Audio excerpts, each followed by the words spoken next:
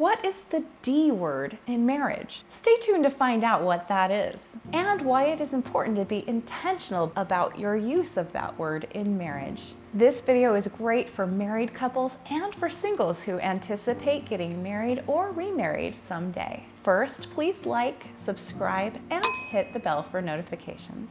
This video is sponsored by Canyon Foot and Ankle. From simple nail care to advanced trauma and reconstructive care, their podiatrists have the training and the skills needed to resolve even the most complex cases. Treat your feet to the exceptional care they deserve. Today, we are talking about the use of the D word in marriage. What is that word? Donut! Divorce.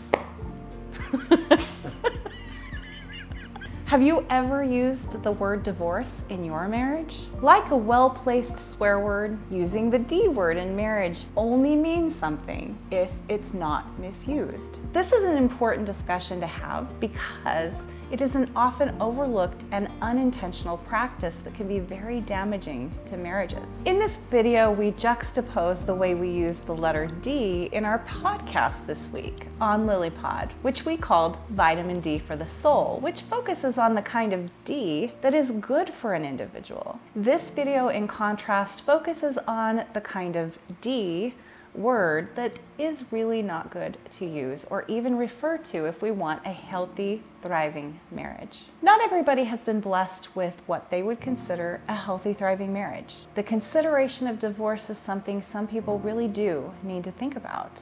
However, for as long as you are married, we highly recommend not using the word divorce in the heat of an argument when you are emotionally flooded. It's something to consider privately or with a trusted counselor, not something to introduce into the relationship until it is an announcement of sorts. Bringing up divorce changes your relationship. Once it has been said, it can be hard to unsay it. It violates your partner's sense of security and trust that the relationship is going to be there for them in the future. Thus, you should only use the D word when you have thought it through fully and decided it is worth the price. An announcement that you are considering divorce doesn't mean you've decided. It means there is something happening in the relationship you are unwilling to live with and would rather end your marriage than have it continue. You use that D word as a credible threat of divorce if the thing you can't live with doesn't change. You absolutely have to be willing to carry out the threat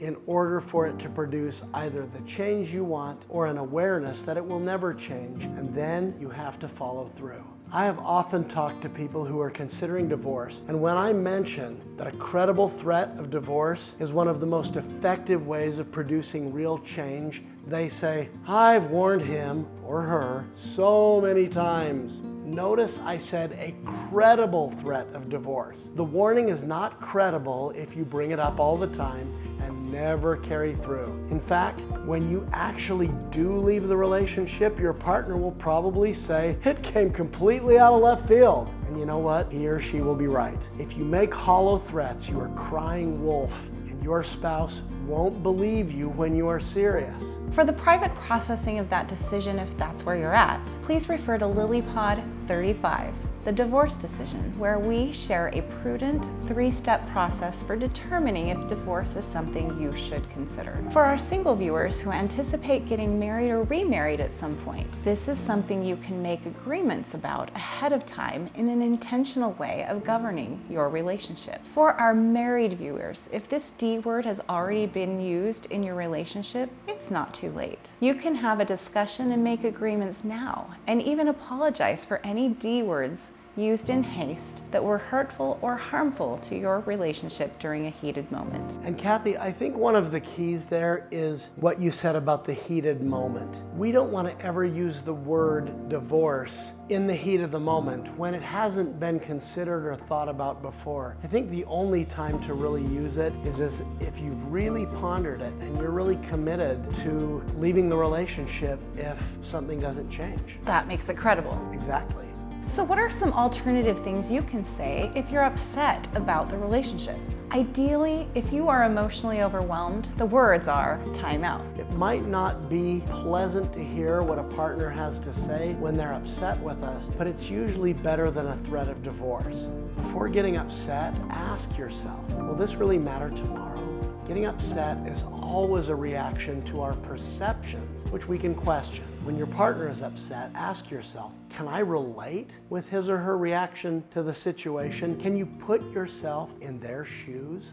Ask yourself also, assuming that your partner is not crazy, because most people aren't certifiably crazy, how does what they're saying make sense from their point of view? Why would they say or want the thing they want? I believe that's called agreeing with the element of truth. As a partner, also try not to push the buttons you know would be the most hurtful to the other person. As a husband or wife, you've been entrusted with your spouse's most sensitive secrets and with the knowledge of how to get his or her goat. I don't know all of Cathy's buttons, but I know most of them.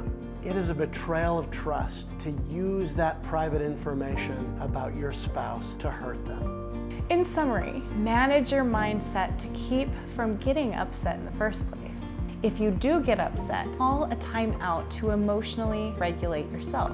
Make a firm commitment not to ever use the D word when you are upset, only when you are calm and you have decided you really mean it. Use other words to express your feelings that are not threatening to the relationship. Friends, what do you think about this subject of using the D word in marriage? We think it ought to be rare, but we'd love to hear your thoughts on this in the comments. Remember, anytime is a great time for more love in your life. Thank you for watching LilyTube.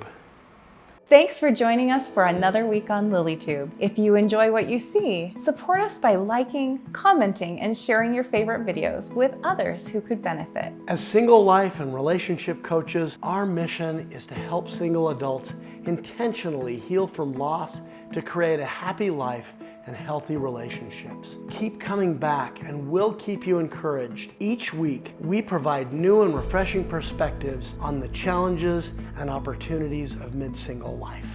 If you'd like to immerse yourself deeper into your own personal development and relationship journey, visit our website at loveinlateryears.com for even more resources. Don't take on divorce recovery and other relationship loss and single life alone. We are here for you.